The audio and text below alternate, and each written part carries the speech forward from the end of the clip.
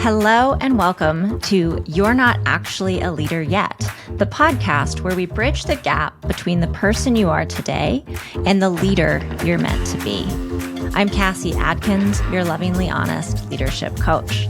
On today's episode, I'm going to share 3 things with you. First, who on earth am I? Second, why am I doing this podcast? And number 3, why should you listen to it? So number 1, who am I? I'm going to be honest. I always struggle answering this question in a concise manner in any form. So I did what any normal person would do, and I asked everyone else to answer this question for me. Is that cheating? Probably cheating, but that's okay. That's what I did. So without further ado, here we go. The words used to describe me by others: passionate, brilliant, loyal, transparent, unforgettable, organized, empathetic, trustworthy, honest, compassionate, resilient, adaptable, assertive, blunt, not wrong, uninhibited, kind, loving, reliable, servant leader, and solution-oriented. Well, there you have it. There's the hodgepodge way of learning who I am.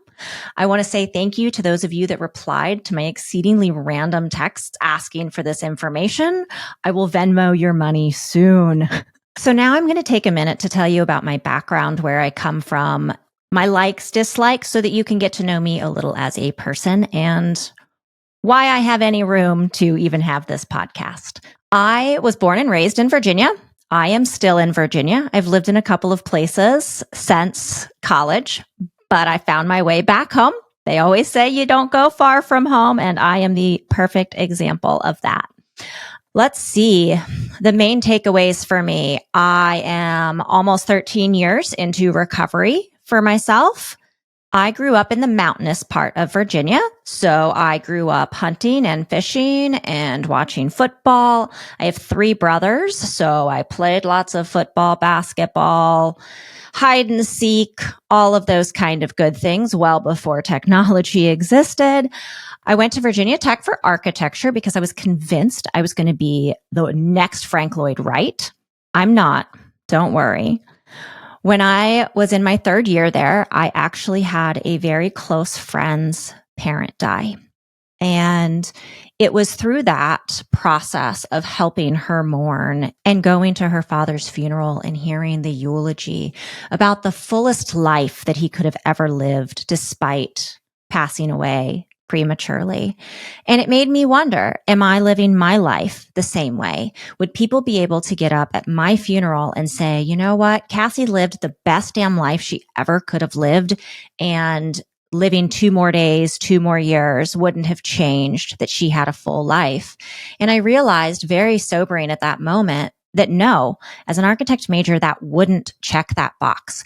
Designing houses, building things, crafting things, it made me so happy. I loved it and I was good at it, but it wasn't my passion. And helping her through this made me realize that my passion was just that. It was helping people. I had this propensity my entire life to be drawn to people, to help people, to give, to be there for people. And I wanted my life to be that. So I went right to my advisor's office. I dropped architecture from my major and I found out what I needed to do to be a psychology major. Now, I had already taken all the fun psychology classes because I was drawn to it. So the only thing left were all the 4,000 level classes, the statistics, the philosophies, the histories of psychology, all the things I didn't want to take anyway. Crammed them in, graduated with my psychology degree, and moved my butt up to Vermont, where I was a counselor for adolescent teens, 11 to 17, in a group home. After moving back to Virginia in 2011, through a crazy series of events, I began working very closely with an addictions therapist, where I learned, to my dismay, that I had a serious problem with alcohol, and it needed to stop, or my beautiful 6-month-old daughter probably wouldn't have a mother to raise her. So I did, again, what any normal human would do. And I said, I'll prove to you that I don't have a problem with alcohol. and I stopped drinking right then and there. Over the course of the next year, working very closely with her, I learned that I indeed did have a problem with alcohol, a lot more than just a little one.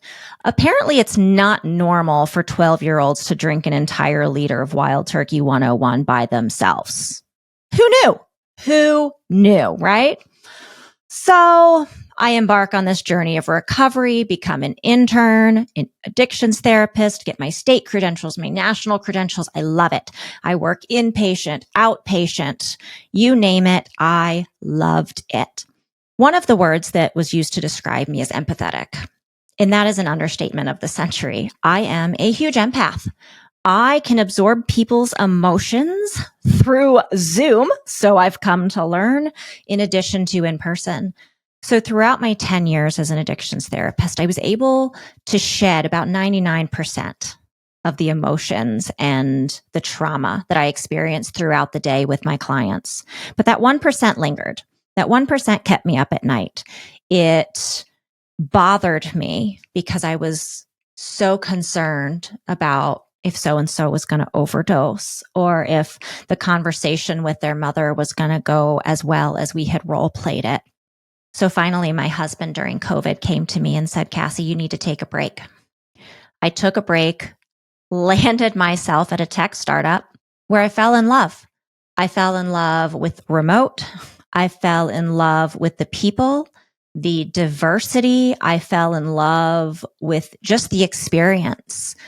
But after about 2 years, after meeting with every persona at every different size company all around, I realized I needed to get back to my roots, which was helping people. But I didn't want to go way back to therapy.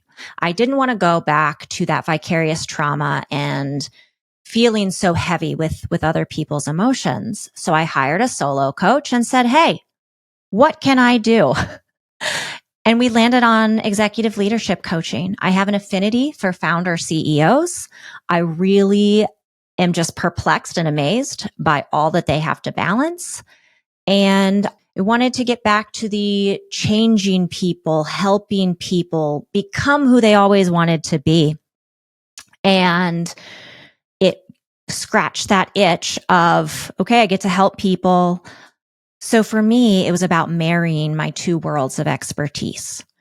Therapist, tech space, boom. And I have loved it. I love working with leaders in this space and helping them go through the stress and the struggles and just the constant barriers and issues that are arising every second of every day. So as I've gone through this journey, having a podcast seemed like a natural next step. Let's get to the why. For me, this podcast is a way of helping all people and leaders who want to be the best leader they can be. Some people are born natural leaders. Others just aren't. It doesn't mean that those people can't be good leaders. And it certainly doesn't mean that those are natural leaders don't have room for improvement. By nature, I'm a helper and a giver, and I want my experiences and expertise to be shared with others in hopes that you all don't have to go through some of the joyous mistakes that I've made through life. It's really that simple. The most important question for me to answer for you today is why the hell you should listen to me each week.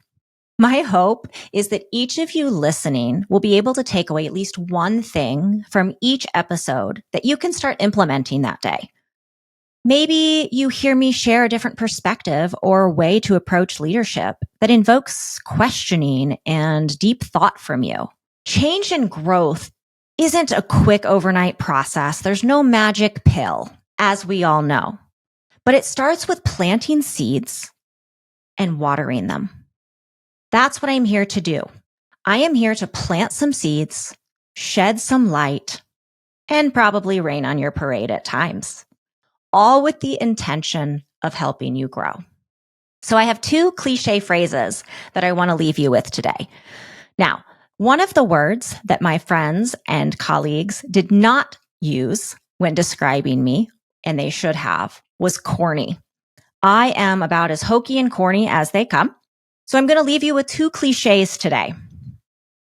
First, we cannot change what we cannot see. I hope to truly shed a light on areas of leadership and life that can make positive changes. The hardest part of change, honestly, is owning that you even need to change. Once that happens, growth takes off. Denial is growth's biggest barrier. Now, for my second cliche to leave you with, it's one that was shared with me by my dear mentor. If nothing changes, nothing changes. It took me a while to really understand the depth of what she was saying to me. She said it a lot, actually. But once it sunk in, it was so profound and so simple. If nothing changes, nothing changes. Thank you so much for listening to this episode of You're Not Actually a Leader Yet. This podcast takes a lot of work to put together, and I give away all of the content for free. If you're getting something of value here, then the best way to help me is to leave a 5-star review wherever you're listening. This will help more people find the show so that they can become the leader that they aspire to be. Thank you again, and see you next week.